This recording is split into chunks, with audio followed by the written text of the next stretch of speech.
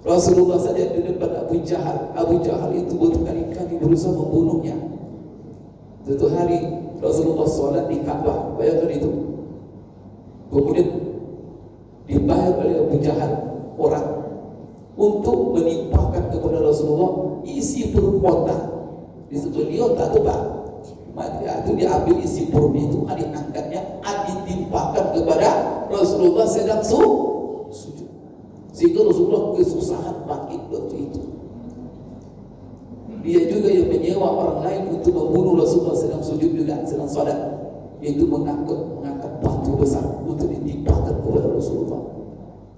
Abu Jahal bercerita kepada Mughirah bin Syu'bah, karena Mughirah sebelum dia masuk Islam berteman akrab dia dengan Abu Jahal. Setelah masuk Islam dia ceritakan kisah dia berteman dengan Abu Jahal sebelum Mughirah masuk Islam. Abu Jahal itu dulu, coba bayangkan Abu Jahal Pak, pengakuan Abu Jahal. Bagaimana Rasulullah SAW itu kalau kita mencontoh Rasulullah? Apa kata Abu Jahal menceritakan? Saya Mughirah, tidak tahan saya melihat wajah Muhammad itu lama-lama. Karena kalau saya lihat wajahnya lama-lama, masuk Islam saya akhirnya. Bismillahirrahmanirrahim. Yang dipuji oleh Allah dalam berisi diri Rasulullah, dalam Quran, dalam Sunnah, apa dipuji oleh Allah dalam diri Rasulullah? Salatnya, hafal Qurannya, akhlak Bapak Ibu. Apa kata Allah dalam Quran? Wa innaka la'ala khuluqin azim. Allah saja fokus tentang kehidupan diri Rasulullah, masalah akhlak itu yang pertama. Kalau Allah saja fokus masalah itu, berarti apa? Kita mengajarkan anak-anak kita, generasi kita tentang Rasulullah. Apa yang pertama? Akhlak. La ilaha illallah. Ini apa? Ini sunnah ini bid'ah, ini sunnah, ini bid'ah. Bagaimana akhlak Rasulullah? Maka kadang-kadang Bapak Ibu, dia tahu sunnah Rasulullah, tapi tak tahu akhlak. Sehingga orang tuanya pun dimasukkan ke neraka. Pulang-pulang dipotong-potongnya celana bapaknya. Tiba-tiba anak dari pesantren turunkan yang foto-foto bapaknya semua dari ini.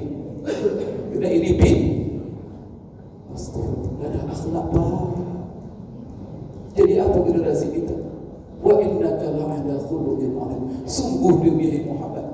Rasulullah SAW juga mengatakan, saya diutus ini untuk apa? Innama bu'istu li utammima makarimat akhlak. Ya Allah, akhlak Rasulullah. Dan keindahan Islam itu dengan akidah, ibadah yang kita lakukan, akidah yang kita pegang, ibadah yang kita laksanakan, muamalah yang kita laksanakan yang sesuai dengan syariat, baru semuanya itu indah rahmatan lil alamin. Kalau semuanya ditampilkan dengan akhlak yang salat, orang yang berakhlak mulia, baru salat itu Bapak Ibu.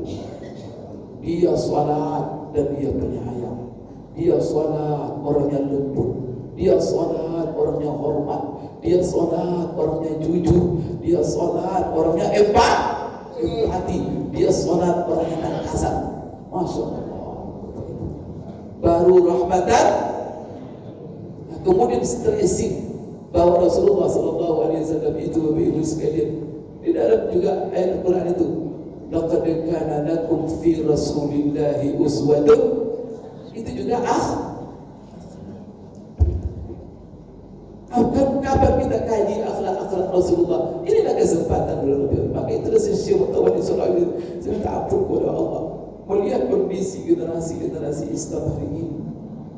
Karena mereka sudah tak kenal dengan Rasulullah, bagaimana mereka cinta Rasulullah, mereka jadikan idola Rasulullah, akhlak Rasulullah menjadi idola mereka. Mereka tak kenal, karena tak pernah dibaca-baca, dan banyak sekali godaan. Maka saya katakan katanya, saya berbantah mulut Nabi ini hukumnya wajib. Karena masalah muncul masalah. Kalau di zaman sahabat, gimana mereka peringati Maulid Nabi? Karena mereka Nabi di tengah-tengah mereka Pak. Itulah sebabnya Rasulullah SAW pada satu hari dia mengatakan, siapa orang-orang yang paling mulia di sisi Allah menurut kamu? Maka sahabat mengatakan, para Nabi dan Rasul ya Allah, ya Rasulullah. Maka Rasulullah bilang, Nabi dan Rasul itu dapat wahyu. Tidak hebat mereka, kata Rasulullah. Karena mereka dapat bimbingan wahyu. Sahabat-sahabatmu ya Rasulullah. Sahabat-sahabat itu bagus karena Rasulullah di depan mereka. Disebut Rasulullah begini. Rasulullah ditanya, sianu kata Rasulullah, oh mereka itu begini. Lalu Rasulullah dari sahabat bertanya, siapa Rasulullah? Orang-orang yang datang jauh setelahku. Mereka tak melihat aku, tetapi mereka membaca Al-Quran, dan mereka selalu membaca sejarah, dan mereka sangat mencintaiku dan mengamalkan. Itulah manusia yang paling jauh dariku, tak pernah melihatku, tak pernah ketemu denganku, tapi mereka beriman dengan Al-Quran, mengamalkan isi Al-Quran, dan menjadikan Rasulullah sebagai panutan dalam seluruh dunia. Maka di sini Bapak Ibu ada kadang-kadang kelemahan. Orang tidak lengkap mengikuti Rasulullah sebagian. Seharusnya apa? Mengikuti Rasulullah itu jangan dalam satu arah saja, tetapi komplit akidahnya, ibadahnya, kemudian dan yang terpenting itu adalah akhlak Rasulullah sallallahu alaihi wasallam. Sehingga Bapak Ibu sekalian, Rasulullah sallallahu alaihi wasallam menghubungkan, bahkan dalam Al-Qur'an banyak, antara iman, akidah kita itu dihubungkan dengan akhlak. Siapa orang yang sempurna imannya, lihat akhlaknya. Maka apa kata Rasulullah? Akmalul mu'minina imanan ahasinuhum akhlaqa. Apa artinya itu? Orang beriman yang paling sempurna iman mereka adalah mereka yang paling mulia Bila ada orang akidah kuat-kuat, akhlak amburadul Pak, itu iman yang keropos itu. Karena indikator keimanan yang kuat melahirkan akhlak yang wow. Coba lihat iman Rasulullah hubungkan dengan akhlak. Apa kata Rasulullah? Salah satu akhlak, mari kita berbicara baik-baik. Apa kata Rasulullah? Akhlak itu apa? Jangan menyakiti orang, perasaan orang, tetangga. Rasulullah bilang apa? Man kana yu'minu billahi wal yawmil akhir fala yu'zi jarahu. Siapa yang benar-benar mengaku beriman, itu akidah tuh. Iman kepada Allah, iman kepada hari akhir. Apa konsekuensi Rasulullah kalau dia benar-benar beriman? Fala yu'zi jarahu. Maka jangan dia menyakiti tetangga. Ada orang ngaku sunnah, tetangga ada ditegurnya. Atau sunnah itu?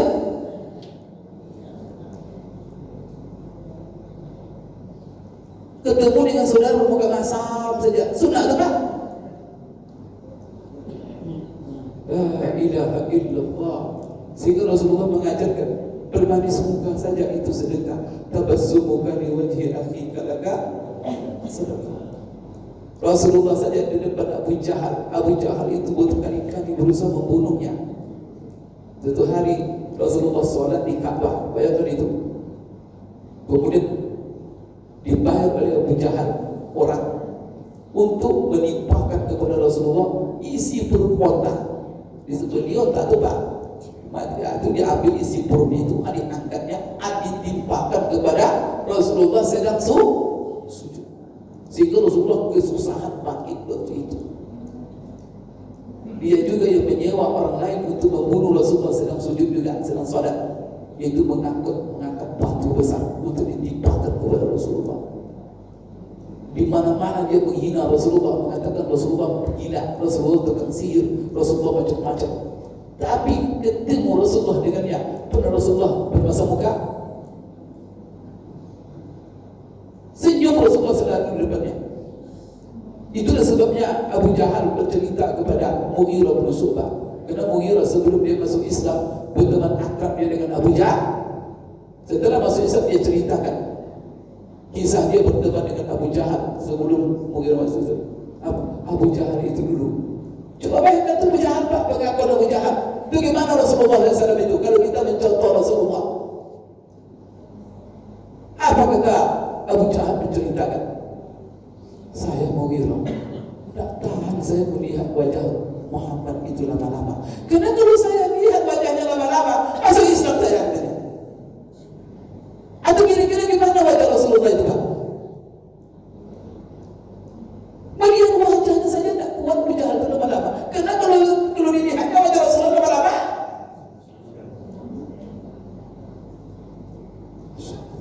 itu kira-kira gimana?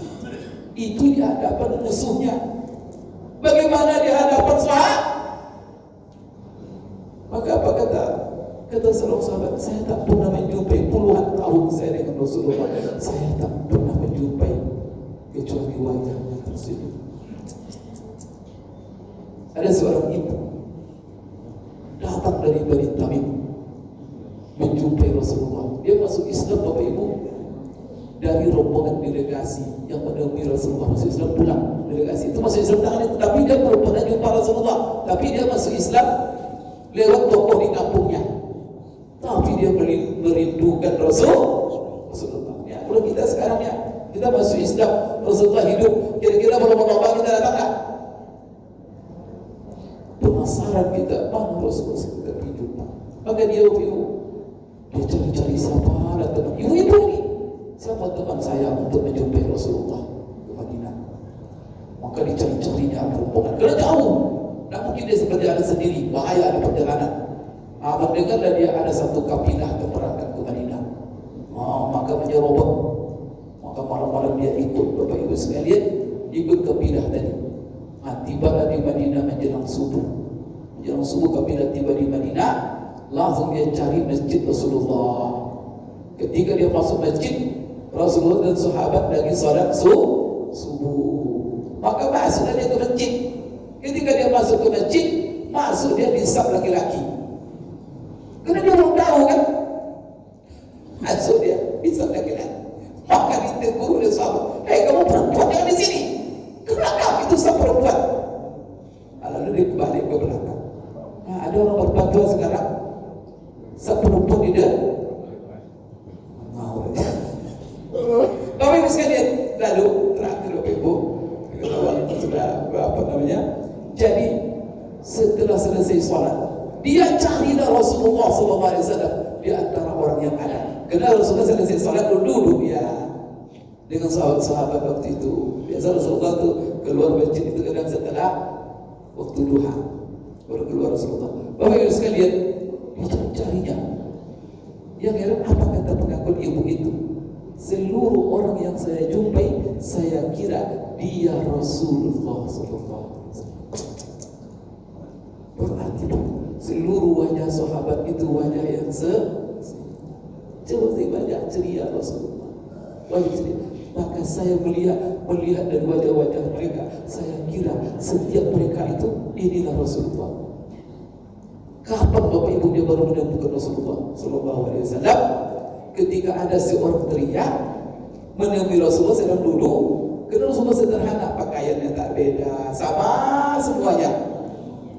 Dia tak tampil beda dan tidak ada kursi khusus untuk dia.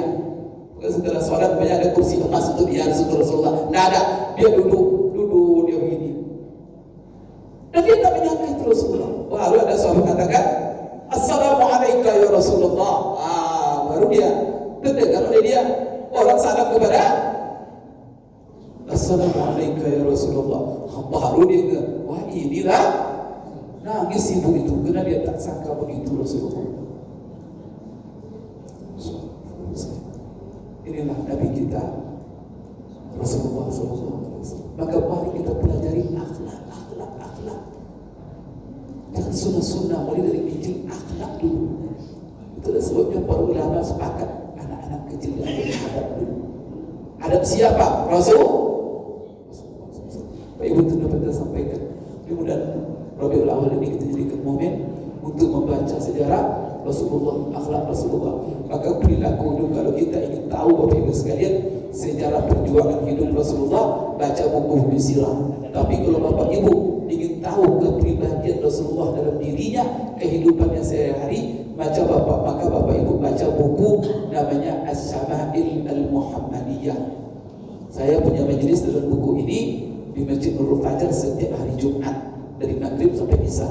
Itu luar biasa. Jadi bagaimana poros Rasulullah, bagaimana rambut Rasulullah, bagaimana telinga Rasulullah, bagaimana hidung Rasulullah, bagaimana wajah Rasulullah, Masya Allah, bagaimana pakaian Rasulullah. Saya kemudian terakhir kajian saya di situ adalah mengenai Babu Maja'a fi taqaddumi Rasulillah sallallahu alaihi wasallam. Terakhir saya baca kepada jemaah di situ, yaitu bab tentang kumpulan hadis-hadis yang menjelaskan bagaimana cara Rasulullah memakai cincin. Kenapa bahasanya cincin Rasul? Ini kalau Bapak baca buku itu seolah-olah Bapak melihat sosok Rasulullah sallallahu alaihi wasallam. Kemudian juga akhlaknya, makannya, minumnya, subhanallah. Kamu bayar. Maka kalau bisa ada majelis itu di sini. Namanya kitab Syama'il Al-Muhammadiyah. Kalau untuk sirahnya yang terbaik Bapak Ibu, buku namanya Ar-Rahiqul Maktum yang dikarang oleh seorang ulama di abad sekarang ini, namanya Safiyuddin Al-Mubarakfuri. Buku itu adalah buku yang ditulis dalam sayembara penulisan sirah Rasulullah. Jadi kerajaan Saudi membuat sayembara, suruh ulama-ulama menulis siapa buku yang terbaik akan mendapat hadiah Nobel.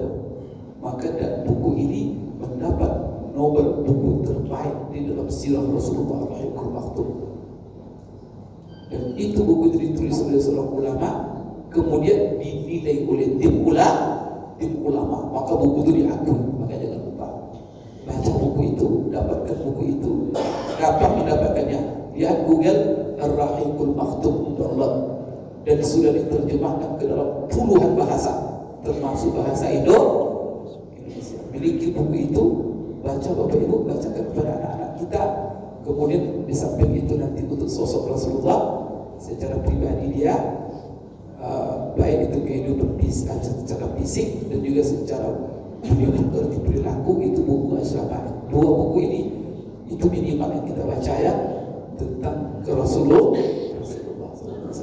Dan saya sampaikan Bapak Ibu pada pagi ini, mudah-mudahan ini bermanfaat untuk mengingatkan kepada kita tentang keagungan Rasulullah SAW, dan kita wajib mencintainya, wajib menjadikan dia idola. Itu tak mungkin kita ujung-ujungnya, wajib kita mengikutinya, ikut Rasulullah. Gimana kita? Maka kita harus betul-betul mengenal siapa itu Rasulullah sallallahu alaihi wasallam. Aku qul ya wa astaghfirullah li wa lakum, subhanakallahumma rabbana wa bihamdik, asyhadu an la ilaha illa anta, astaghfiruka wa atubu ilaik. Wabillahi taufiq wal hidayah. Assalamualaikum warahmatullahi wabarakatuh.